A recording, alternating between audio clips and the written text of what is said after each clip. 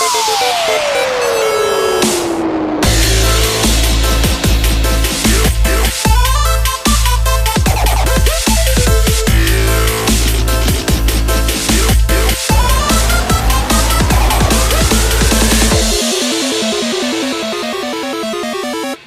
and welcome to Podcast vs. Player episode 112.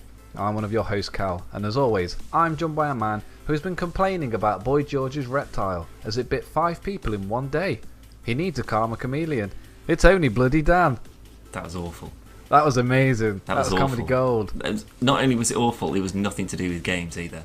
It wasn't. I was on a whim, man.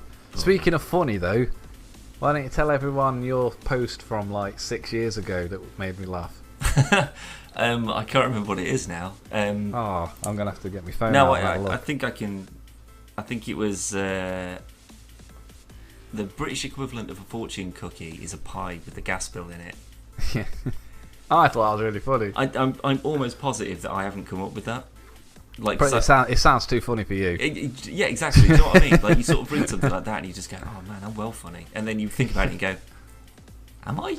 No, surely not. That's way too witty and smart. I bet if you googled it, it would come up with like a stand-up show or something. I've seen it. Probably, yeah. I'm going to have a look from one of my statuses from 6 years ago. Yeah, I'm sure it was equally funny. It would have been. There would have been 2. Happy Christmas, you filthy animals, and Happy New Year. Yeah, that's about it. Yeah, pretty much. Maybe a picture or 2. Anyway. Comedy aside, Dan, would you like some news? As long as it's good. I need some good news today. Pretty good. I don't know whether it's good, but not bad news. Okay. Right.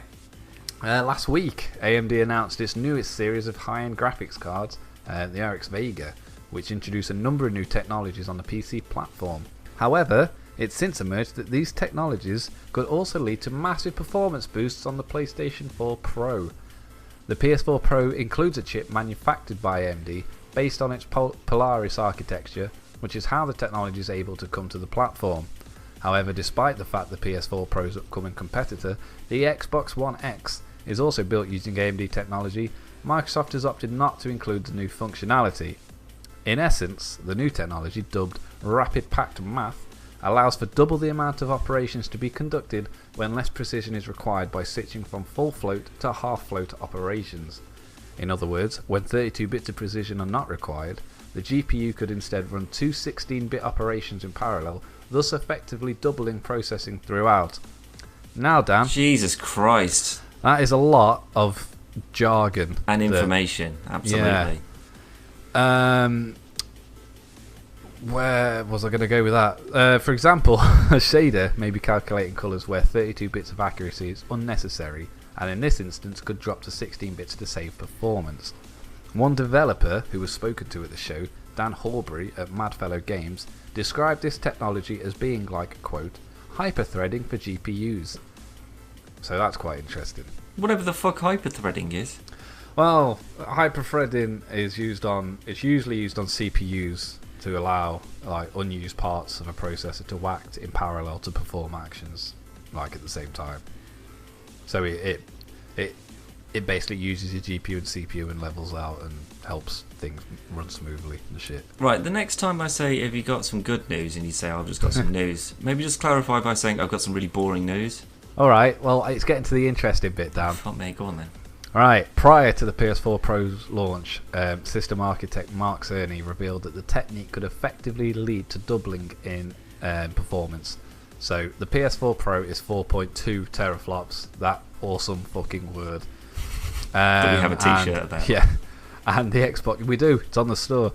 The Xbox One X has 6 teraflops of graphical performance, and it will not support Rapid Packed Math. So with Rapid Packed Math, the 4.2 teraflops on the Ps4 Pro could double to 8.4. Meaning? Nobody knows what teraflops are. No. I mean, this is, do you know what this is? This is just the modern day equivalent of just like, oh, well, this is an 8-bit console. Ah, well, this one's 16, so it's better. Yeah. Well, does it really mean that it is? Or does it mean that... is there going to be a noticeable difference? I think AMD and Sony are both playing this up a lot more. I mean, it's good, and this rapid pack math, I think, is going to bridge because there's quite a big difference between the Pro and the X, and I think this could help bridge that gap a lot more narrower than it is at the moment. But at the moment, AMD have said the new Wolfenstein game, Wolfenstein 2 New Colossus, and Far Cry 5 will use this rapid pack math technology. So this could be awesome, and it could help the PS4 Pro maybe outperform or be on par with the Xbox One X in terms of graphics and speed and performance and stuff, but only if game developers use that rapid pack math shit. Yeah. So, I mean, a lot of people have literally looked at it and gone, the Xbox One X is 6 teraflops, the most powerful console in the world, but now the PS4 Pro is 8.4 teraflops. It's the most powerful console in the world. It won't be. It's still got slower RAM and everything else, so it's still going to be not as powerful. But I take it this is all hypothetical, though. It's just like, as long as hypothetically that's how it works. Well, I don't know, because I think if the shoe was on the other foot, if Microsoft had opted to use this rapid pack math technology, then obviously theirs would double to 12 teraflops instead of it just being 6, and I think they'd be like, it's 12 teraflops, it's the most powerful console in the world. It wouldn't be 12 teraflops. Well, what would this mean for, let's say, your casual gamers? People who will Dick just be... Rogers all. Yeah, that's what I thought. Can I play Call of Duty on it? Yeah. Yes. I don't care then. But, I mean, it's going to look good. It's going to help. It is going to help the PS4 Pro. It's going to be able to render in a lot more textures and stuff, and it's going to be able to... It's going to make it look better, and it will. Whether that'll make any difference at all will rely on the games, as always. Even without this, if the PS4 Pro if the PS4 has more games than the Xbox, then it doesn't matter how powerful the Xbox is. Because if there's no games that's worth shelling out 500 quid for, then you may as well just stick with an Xbox One S. Well, or even just an original Xbox One. That's the same story for pretty much anything, though. Yeah. Well, like but if there's not enough for it, then there's no point in getting it. I mean, I don't want to talk about this too much, but... Oh, really? What a shame. When you look at, like, a lot of people have complained and said 500 quid for an Xbox One X, when all it does is make the games that I can already play on my Xbox One or my Xbox One S better. Then what's the point? Yet they'll go and buy an iPhone 7 well, that's for a huge generalisation, but yeah, you're right. No, but that's pretty much the general public in some capacity, where it's a phone which is far, far, far, far less powerful than an Xbox One S, and it costs like upwards of £300 more, yet they're perfectly happy to do that. Yeah, but you can't call someone on an Xbox One X. Skype, Connect, we've come full circle. There's no Connect for it. It's not Connect 3 that I haven't been told about, is there? No, you can use the Xbox One. The Xbox One Connect works on it. Does anyone have one of those anymore? Probably, but you also have to buy an adapter because it hasn't got the Connect port. Really? Why wouldn't they have a connector port for something that they have so much faith in? I don't know, because they said they wasn't gonna stop supporting it and give up on it. Yeah. It seems weird. They also say it was mandatory to use the Xbox One. They say a lot of things, don't they? Yeah. It might not be 6 teraflops. This might be using rapid pack math technology, and it's only 3 teraflops. I don't know. There's like the Angry Video Game Nerd. He's some really good videos on like console history and like what he calls the bit wars. You know, so it's like your NES versus the Mega Drive or Genesis. No, SNES. That is. That's what you said, wasn't it? No, I said NES. Oh, did you say NES? Sorry. Yeah. So you know, it's just sort of all these. Well, this is better than this, and this is better than this, and because it's a numbers game. So this is 8, this is 16, this is 64, whatever. But there was something he did with, because like the Mega Drive had something called blast processing. Yeah. Which was like what helped things happen faster, basically. Well, that was the pitch they used, but that's all like fanboys of the Mega Drive would just go, yeah, well, it's got blast processing. It was like, well, for one, that's just a buzzword that you don't understand. To be fair though, the Mega Drive / Genesis had a chip in it. Well, it had more than one, but it was made of wood. That helped with audio, and audio in every game was always better on a Mega Drive than it was on an SNES. Yeah, but that wasn't anything to do with that though. No, I'm just saying. Yeah. Audio wise, couldn't be it. Yeah, but again though, it's like if you're looking at the library and you say, well, I don't want to get a Mega Drive or a Genesis because my Super Nintendo library is fucking massive and it's full of sweet games. So why would I want to get something else that looks slightly better? It's the same old argument. It's just going to go on forever and ever and ever. Yeah, but Sega does what Nintendo don't. that was a really good fucking campaign though. They fucking what? That's real good. But that was when Sega was on top form. Yeah. And now, Alien Colonial Marines. Ugh. Yeah, I suppose. Although the Condemned. Yeah, Total War. Yeah, actually, do you know what? They're not so bad. Sega was great. Yeah, bring back Sega. Dreamcast 2. Dreamcast 2. One thing I will say though about Mega Drive and SNES wars is multi-format games tended to be better on the Mega Drive, like Mortal Kombat and stuff like that, because Nintendo wouldn't allow for the gore. Ooh. I mean, the thing is though, we've got past the point of morality being a factor, saying, well, we don't want to expose people to this. It's just a case of like whatever they can physically squeeze into that little box and get you to buy it. That was the Sega's whole campaign though, wasn't it? It was like, we're cool, we're edgy. It's like, you got a slow fat Italian plumber who doesn't actually do any plumbing, but we've got a super cool hedgehog who goes really quick and he's got attitude and blah, blah. Yeah. And that was that was the entire campaign for Sega against Nintendo. And I think for a good portion it was neck and neck, and then Sega would be winning and Nintendo would be winning, and then overall obviously Nintendo are still here. That's so true. Well, they did something consoles, right. You mean, yeah. Oh yeah, but I mean, to be fair, Sonic Mania came out today and it has got tremendous reviews. It's got a really good Metacritic score. It's been given 10 out of 10s, 9 out of 10s, 8 out of 10s. Sega didn't make it though, so it's the best reviewed Sonic game since Sonic 2 on the Mega Drive. Jesus Christ. And Sega did not make it. Yeah, are you getting sort of like George Lucas flashbacks here? Yeah. It's like as soon as you take him out of the picture, all of a sudden, oh wait, it's good again.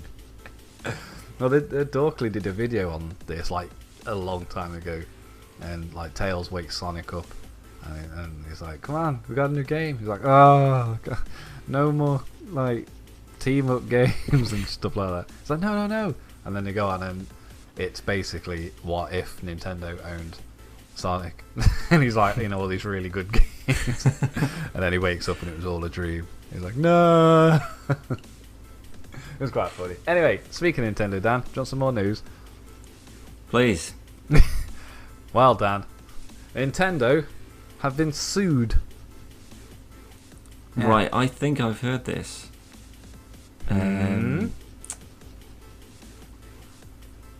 Oh man, is it like by a patent office or something? Not to a degree. Accessory maker Game Vice is suing Nintendo over its popular Switch console.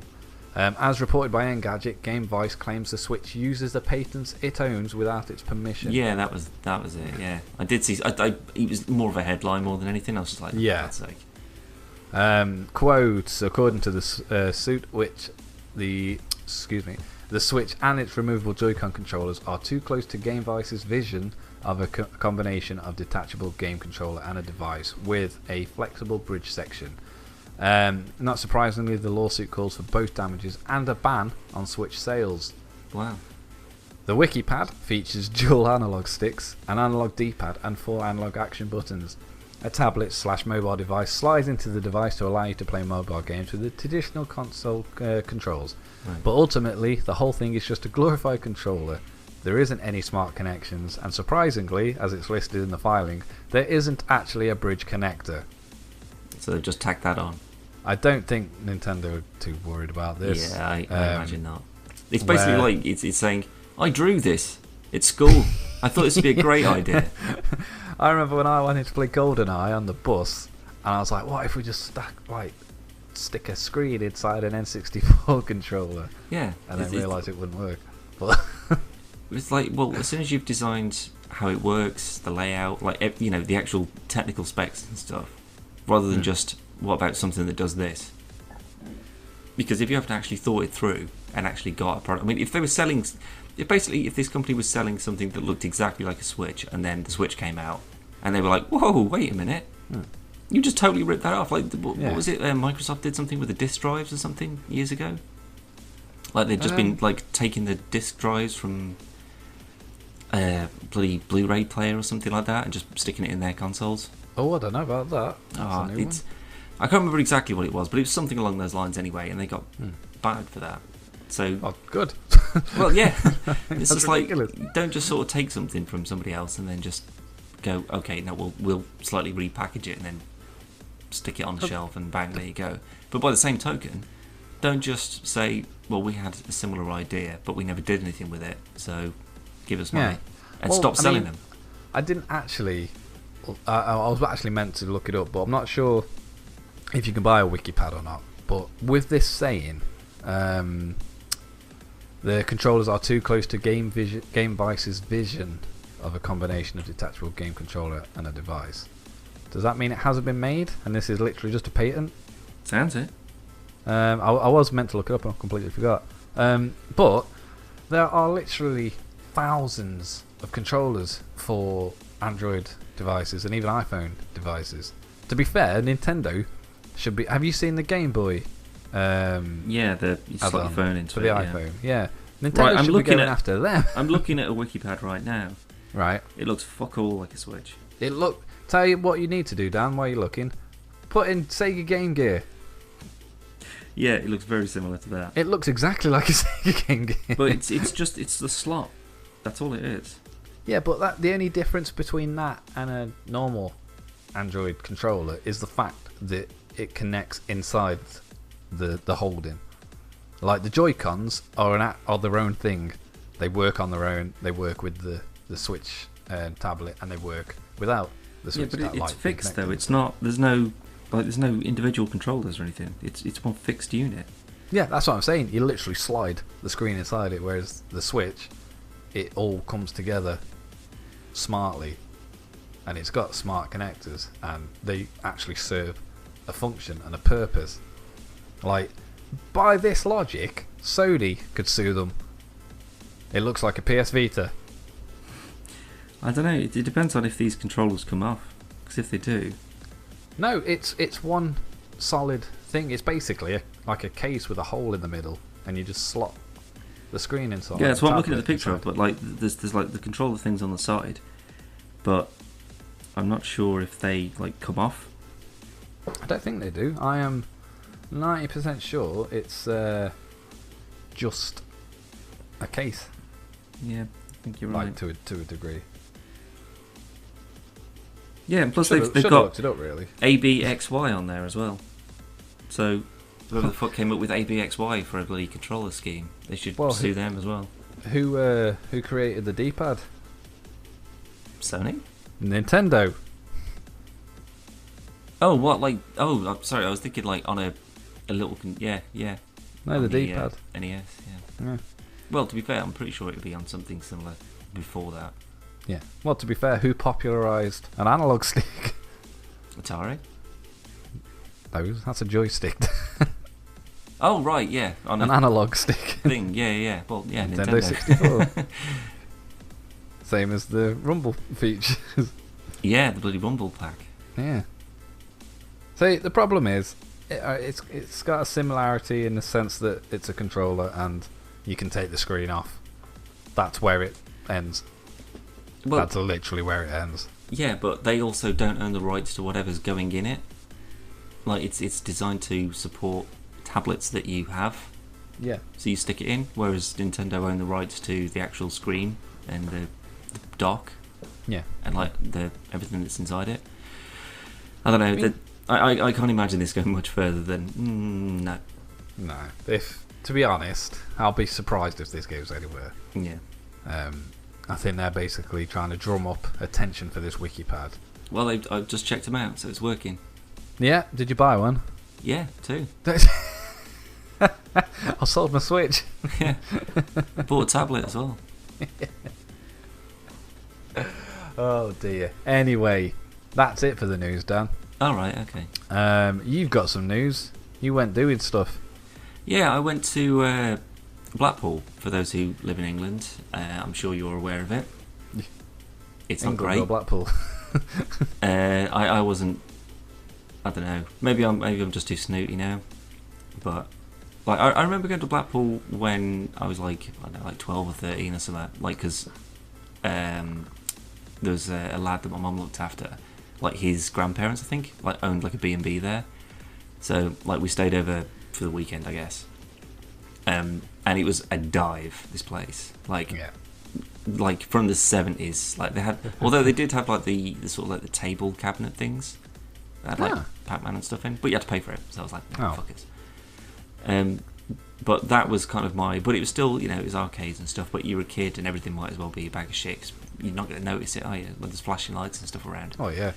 But man, yeah, me and Rick, friend of the show, obviously, we went to the Star Trek experience, I think it's called, or exhibit. You think it's called? I don't know. I just saw the first 2 words and I was like, yep, sold. Star Trek. But yeah, whatever that's called, it's like in between like Madame Tussauds and some other thing. I don't know. Gulliver's Kingdom. No, it was. I don't know. If you've been there, you'll know where it is. I reckon. Yeah. It's like where all the trams and stuff are. It's pretty cool. Because like I did actually go to Blackpool when I was a kid as well. There was like a sci-fi magazine called SFX. Oh, I remember that. Yeah, and they did a convention when I was a kid. My sister took me there, and I met like the guy who was in Farscape and stuff. Boo. Well, I mean, like he was trying to. Didn't he make the WikiPad? He might have done that. But that was pretty cool actually, and I was like, but there's like proper like merchants there, like selling swords and things. It was awesome. But yeah, that was like donkeys years ago, and I haven't been to anything back. Like, I haven't been back to anything where they have that sort of like level of. It's just like dudes with stuff. Yeah. Just like you know these like film, film cells and stuff and whatever. Yeah. But we went up because like I saw it on Facebook. Well done, Facebook. Your advertising actually got something right for a change. But it was like it's like a permanent. Well, it's like a semi-permanent exhibit. So it's not just like for a weekend or whatever. So there'd be like 5,000 people going. So we went on a Sunday when I thought, fucking hell, it's going to be rammed. No one there. Well, I think we bumped into like 2 people and that was it. But there was some amazing sort of like... I mean, like I sent you pictures of everything. Mainly to annoy you, but secondly to just have a record of it.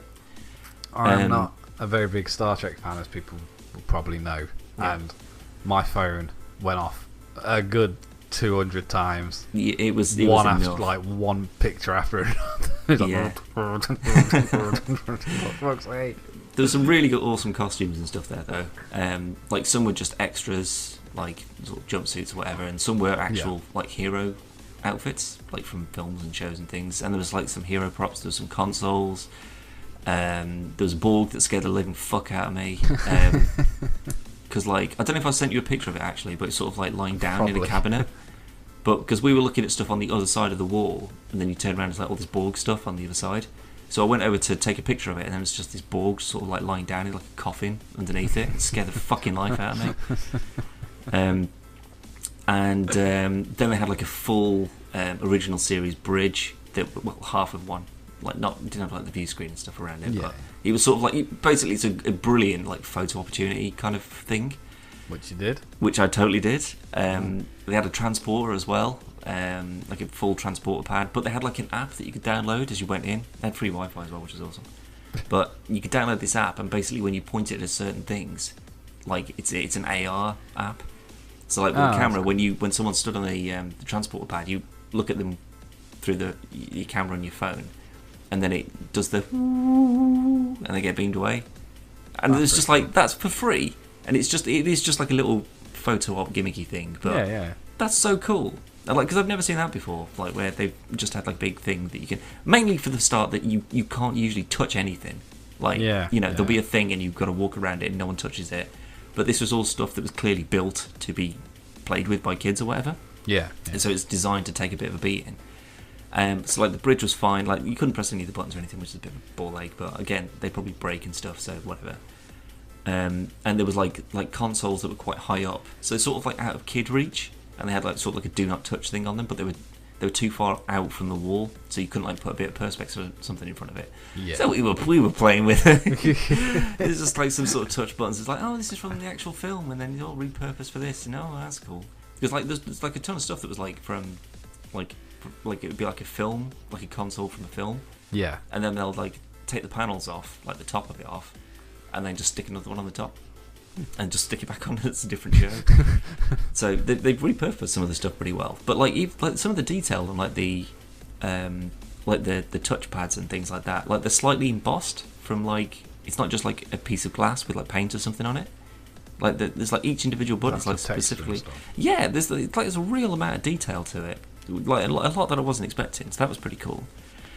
So like we walked around and we've seen all the outfits, and there was like a few props and like tricorders and phasers and dilithium crystals, and a bunch of like sort of information about the show and like season lengths and how much they'd made and all that kind of stuff. Like just general information really. And then we came through the last door, and there was a guy looked bored out of his mind. Simply for the fact that, like I said, because this is open for so long, there must just be sort of like people just sort of wandering past going, oh, do you fancy, oh yeah, we'll just pop in there, so there's no busyness to it at all. But they had a PS4 VR, or two PS4s VRs set up with Star Trek Bridge Crew on it. So me and Rick were like, oh man, we've got to play this. And I know that I made a promise that I would never play VR until it was the one I owned, but I'm glad that I did, because mainly for the fact that we'd gone all the way to Blackpool, we'd had fish and chips on the seafront, we'd taken pictures of a guy playing a bagpipe.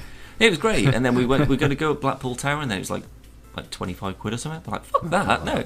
I don't want to see just a top-down version of the ship Blackpool I'm already looking at. Oh man, they do like passes and everything, so you can get like access to the pleasure beach. Oh, fuck that. It's like the sort of like it's like a group pass thing, so you can just go and see all the main sort of attractions, I guess. But the tower being one of them, so we're like, fuck that. But like.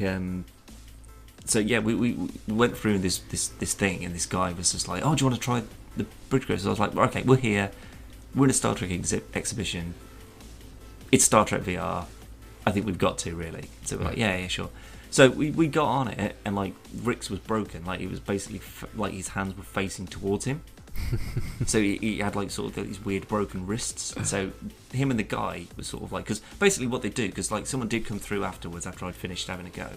And they did this thing, and like there was one guy who was sort of like proper into it. He was just sort of like, all right, so tell me your orders, oh, what do you think, and he just sort of like talking, and it was a proper good sort of like interaction, between, talk me through what you're going, and it basically explained how the controls and stuff work as well. And then there was the guy that was there for us with the main thing, who was basically just sort of teaching you how to, just like, okay, well, if you want to do that, you press that button there, and you just move your hand over. So he's fanning around with Rick, trying to get his headset and stuff working.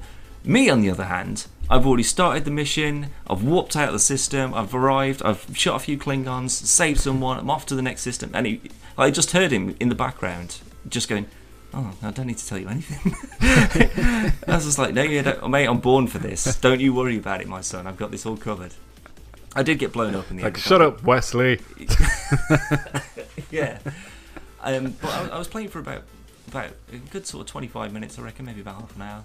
But what I was becoming conscious of the fact that, oh my god, what if there's a queue? And I'm just sort of stood here, just cracking on. So I mean, I got blown. He's already shaved his head, everything. So I came out,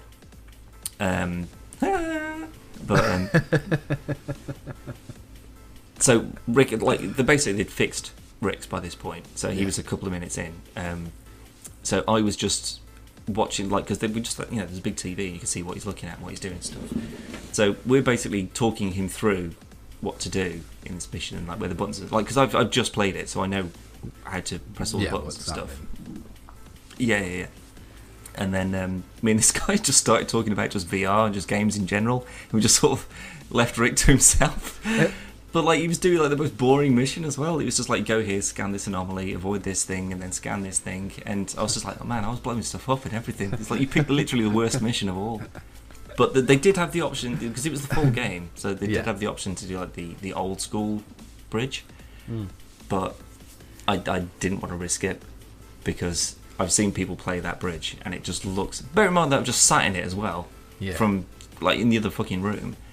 And there's no way that you can, like, at least with the sort of the J.J. Abrams style ships, that, you know, they're intuitive. They've got a straightforward, this button does this, you press this to do this. Whereas that one, it's just, here's 64 blinking different coloured lights. Press the right one. Like this one goes right, and then the one above it goes left. It's that sort of stuff is really weird and complicated. But that's the point, I guess. Well, yeah, it's like there'll be people that automatically know what each button does already. Maybe it depends on whether it's stringent to the show, because like I mean I know that a lot of things they have to stay particularly rigid on, but like what buttons people are pressing on, like to fly the ship or whatever, I don't know if it was that sort of like well controlled or whatever. Or unless they might have based it on that though. They might have gone, this is what he usually presses to go left. They watched X amount of episodes and gone, well, 80% of this shows they're pressing this button for that. Like Galaxy Quest. Yeah, pretty much. Like, because they just say, well, we've based how the ship works on what you were doing, and he's like, oh, right, I'm making it up. I don't know what you're doing. But it's like, I mean, the experience itself. I mean, putting the PS4 VR on, it looked awful, right? I genuinely didn't expect it to look sort of all blurry and pixelated as it did. Almost like you've held like a sort of like a PSP up to your eye.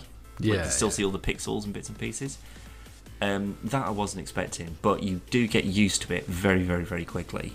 And then all of a sudden you forget. I mean, if I'd had music in as well, like headphones and stuff, like my headphones now, I could have been there all day. I'm not joking. Like it is so overwhelming as to like how detailed everything is. You have to bear in mind that this is essentially a cheap headset comparative to Vive and Oculus, so there's going to be trade-offs. But but like I say, I mean, you sort of put it on and go, it. Oh well, I didn't think it would look like this. But then as soon as you've adapted to that, and then you understand how your hands work and stuff in the game, everything just becomes second nature, and so quickly. I mean, I think it would probably be different for you, because I know that you're not quite as, you don't get quite sucked in as I do. Because I mean, it would depend on what the game, like this Star Trek game. Oh no, I'd probably just be like, it's fun. I think you'd enjoy it for a bit of sort of a, you know, me shouting at you for 20 minutes or whatever. Just saying, I fucking turn the shields on. Yeah, I would like to do a series on it, and it's like, you're telling me to press all these buttons and stuff, and you turn around, I'm just eating a hot dog or something. But I think if it was like I mean, like the Batman VR, I think I could really get into. I don't know. See, that's the one thing, because it's like restricted. It's so heavily restricted because you can't do anything. Like you just, you know, if they did just like a CSI game where it was just like, you know, movement isn't key. Whereas maybe, yeah. Because I mean, you could do a bit of driving, like, you know, you've got the things so you could drive and you could change gears and stuff, and that'd be pretty sweet. But like, you know, just like, you know, fighting and stuff, it's just like you can't just fight on the spot. That's why I don't think like the Star Wars Kinect stuff worked well, because you don't feel like you're a Jedi. And the fact you were dancing. Well, that was just on the side mission thing. But on the campaign, you basically just sort of swing your arm, and that's about it. Yeah. You don't get anything back from it. Whereas this, it was made for it. You're just sat in a chair, pressing buttons. And I mean, I'll tell you what was really weird though, is because like it was basically just in a chair up against a wall. That's where you sat. But then as soon as you've got it on, and like you look at your hands, and your hands are in exactly the same position, like facing the same way and everything. Yeah. And you look down at your legs, and there's like legs there. Yeah. And you're just like, these aren't my legs, but holy shit, they're like cramp. They're like in exactly the same position and everything. And you look behind, there's like the back of a chair that's there and stuff. Like, it's so immersive. It's unbelievable. I was not expecting it to be. I mean, that's not to say that the game itself was fantastic or whatever. It's just that was my first experience in a modern proper VR headset. And yeah, it absolutely blew my mind. I mean, to the point where while Rick was fanning around doing his mission, I was on Amazon seeing what kind of prices I was looking at. So that experience alone was enough for me to make me go, I should just get one and just get Star Trek, and I'll be happy with that. I don't care if anything else comes out for it, or it all fades away or whatever. As long as I can continue to play this whenever I want to, I'm sorted. Because Change your mind though. Realism sort of sets in. And you go, actually, that's probably not a good idea. But that still doesn't take away from the experience itself. It was. No. I mean, I wish that me and Rick could have played together, because I think that would have been so much cooler. Yeah. Like, if we could have been on the same bridge doing stuff and talking to each other. So I was a bit gutted that we couldn't. But I know that he enjoyed it as well, and we were both sort of like, okay, well, we need to get this at some point, and I genuinely will, because it was great. It's just going to be at a time where it's not a piss take. And because then we sort of came out of there, and then we went through into the gift shop, and there was because usually I like sort of buying little tokens and stuff, just sort of because my memory's shit. I'll see that in 5 years' time and go, oh fuck yeah, when we went to Blackpool, that was awesome. To set a standard for what was in there, there was a little bear, right, wearing an Enterprise, the latest season, not the latest show, sorry, not the new one that's coming out, the last show that they filmed. Right. Wearing one of their little sort of jumpsuit uniform things. Little bear, I'd say probably a bit bigger than your hand, maybe. The back of its arse to the top of its head. 90 quid. What the fuck? Yeah. And I was just Jesus Christ. What? So I mean, they had some pretty cool I tell you what, actually, one thing that they did have that was pretty cool. It was a Star Trek paraphernalia through the years. So going all the way back to the 1960s, and there was a toy that was released in that year, and it went all the way through to current day. And I spotted quite a few things that I own and still own now, the old communicators and stuff. You could record stuff and then it'll play back to you. So cool. But there was some the models and stuff. I don't think I could ever get bored of the models, because they look. It's just it's just beautiful ship design at the end of the day. Yeah. So it's irrelevant as to what it's Babylon 5. I might watch the show, but you go, fuck me, that's a cool looking ship. Yeah. But again, they're so expensive. And then there was a bag, a pretty cool looking sort of bag, but that was about 120 quid as well. It was sort of like a holdall thing. That's why it's free. What, to get in? No, the fucking playing on the PS4 and stuff. Oh right, yeah, to soften you up a bit. Yeah. And then you get you in the mood, and then you go, oh, do you want this bed? Yeah, sure. Oh, what about that PS4? Oh, everything's good. Yeah, did they sell Bridge Commander? Or Bridge Crew, whatever it's called? No, they didn't, funnily enough. That's weird. Yeah, you thought so. Because I'd expect to take that VR up, and he stood there with a consent form saying, put your bank details on, we'll send a VR to your house, sort of thing. But it was pretty cool. Just sort of it was just we were only in there for a couple of hours, I reckon. But would you go again? Well, there's no point now. I mean, I've seen everything. New stuff. If they change the exhibit out, if it was like a museum and they had a touring whatever, and that arrived, I'd consider going back. Sure, it was a pretty fun sort of day. What if they did a the ship experience? You go in and you sit inside the ship, and then it flies around and stuff. Oh, like the simulators. Yeah, simulators. That's the fucking word I'm looking for. Yeah, what if they do one of them? This would probably be better if it was Star Wars. So you're in a TIE fighter, an X-wing, but you've got a an Oculus on or something. So you are moving around and stuff, but when you move your head and stuff, that's when you see all the shit, and you can shoot shit down. Cool. That'd be fucking awesome. Yeah. I'm gonna patent that. You go for it. I'm sure Nintendo will be straight on it. We did Rogue Squadron, you bastard. Anyway, thanks for that, Dan.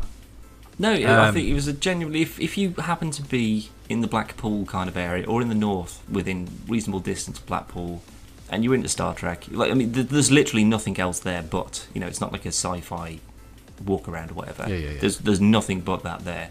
But if you've got an appreciation for sort of good costumes and things like that, I can't remember how much it was. It wasn't much to get in, and you get a free go on bloody Bridge Crew as well, providing there's no one else there. I'm surprised. I'm sure you could still have a go. You just have to wait. Yeah, no one fucking wants to wait around though. If honestly, if there'd like been someone queues. sat there, I'd have been like, nah, forget it. No, you wouldn't.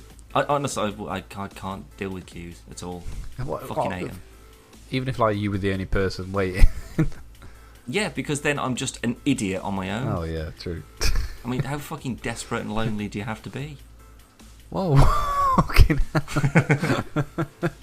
Anyway, as Dan said earlier, we have a store now. We do. So you can head over to the website, which is www.podcastversusplayer.com or .co.uk, and you can click on the little store link and it'll take you to the store. Do we not have a web address for the store? Yeah, but it's long. It's quicker to just go to the website. Oh, right, okay, yeah. So there's quite a lot of stuff on there, including official Podcast Versus Player merchandise, which you're probably not interested in. No, so, not at all. There are a lot of other stuff that's not Podcast Versus Player related. It's just fun stuff. So check it out. If you like something, just buy it. Don't think about it. Just do it. Just do it. I'm sure you've got a birthday coming up or an anniversary. There's a stuff for every occasion. There's not. when it's your golden anniversary, or diamond, ruby, one of the big ones, Sapphire, Pearl, all the big Pokemon games. Yeah. Why don't you treat each other to a what the fuck is a teraflop T-shirt from the PvP Redbubble store? Go for it. Why you deserve the it. fuck not? Yeah, you deserve it. You've been good this year. As well as a link to the store, you can see everything on the website, including all the YouTube videos. Alternatively, where can they go to watch these videos, Dan? You can go to youtube.com/podcastvsplayer. Well done, you did it. Yeah. You can also follow us on Twitter at podcastvplayer or on Instagram at podcastversusplayer. We don't know what's coming up on the channel.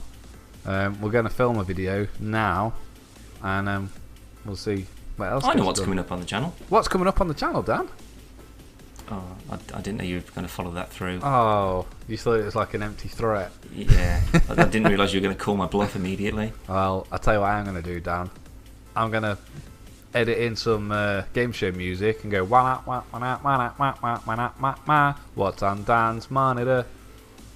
Well, I hope you don't, but sure. Which do you want, left or right? I'm going to go left. I think I did right last time. Okay, well, allow me to change it, because that you'll never get in a million years. Okay. Oh, okay, now this one you definitely will get, and not only is it on topic with PvP, it's also on topic for what's been discussed at some point on this bloody podcast.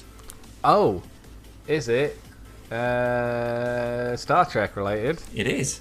Is it Dan plays Star Trek Online? It's not, but good call. Oh, god damn it. Star Trek.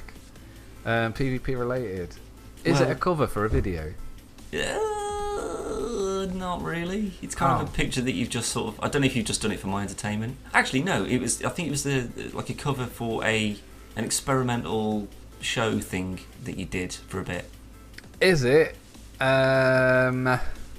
Starcom? Yeah! The space sitcom. It is indeed. Wowzer. I'd forgotten about that. Yeah, I know, right? So did I, until it just popped up. Should probably pick up on that at some point. Yeah, it was something that Cam did where... because, like, in all seriousness, like, most Star Trek series have got quite a bit of comedy in them. Like, not like sort of like telling jokes and... But it's usually like sort of like people just going, oh, you idiot. Or, Data getting confused about something. Whatever. It has its funny moments. Yeah. But there was a really good thing. I don't even know how this fucking came around, but like it was on a podcast.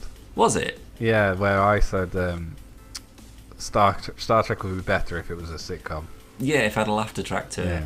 Yeah. So basically, it was just like it was, and I even know the fucking episode that you got that from as well. But like basically, someone was trying to hail them to. They were coming to terms about something or other, and Picard was like, "No, fuck him, let him wait, let him bloody sweat it out." That's what he was doing, and they were just like, okay. But then, like, whenever he said no, then you just add in a little laugh track afterwards, and then he'd sort of stand up and like adjust his top, and then he'd start walking around the bridge, and then another one would kick. It just really worked. I don't know why. It was proper funny. I was really proud of that. It was really good. Yeah. The episode 2 has started. I can't remember if was Picard Day at the end of that episode.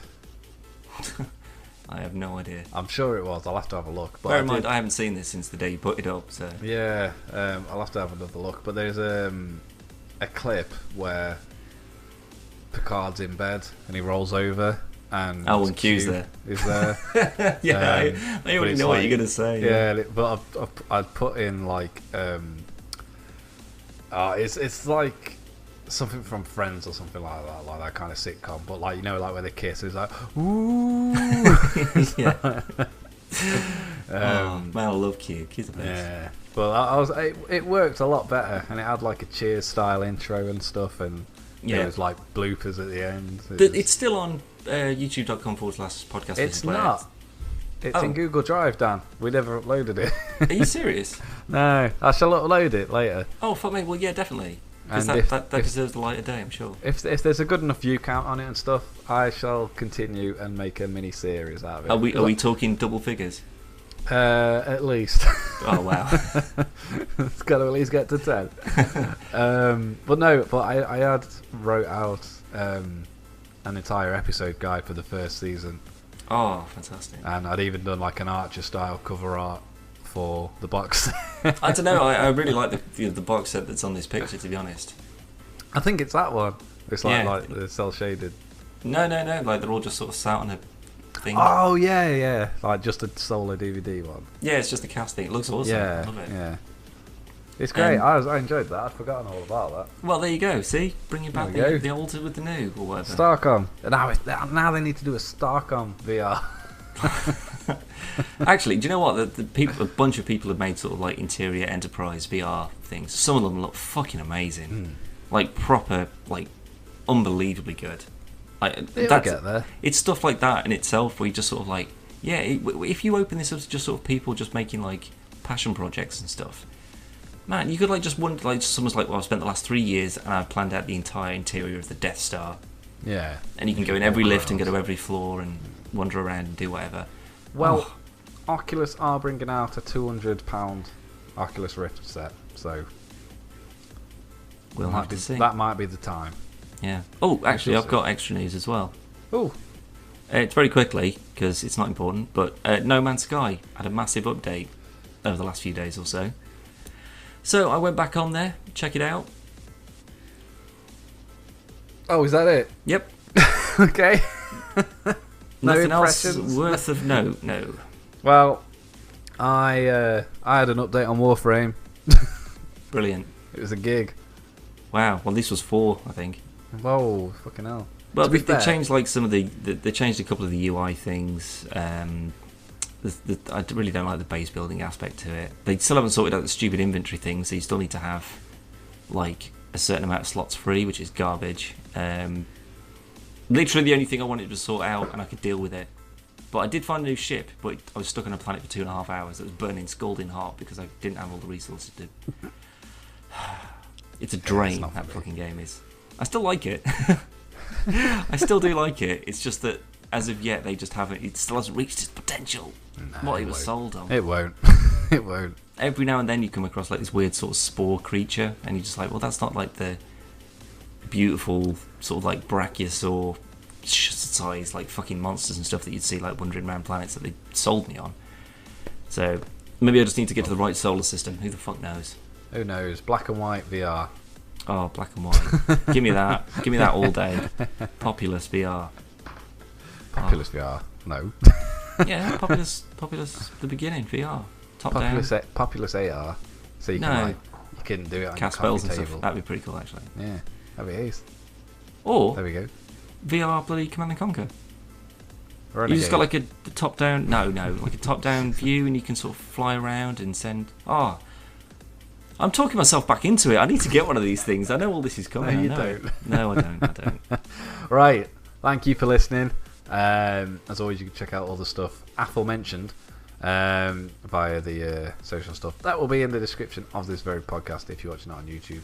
If you're listening to it on the website, all the stuff's already there. Yeah, check it out. Yeah, check it out. And we'll see you next week. Bizzles. Next week? Really? Week after. Yeah, that's better. Bye.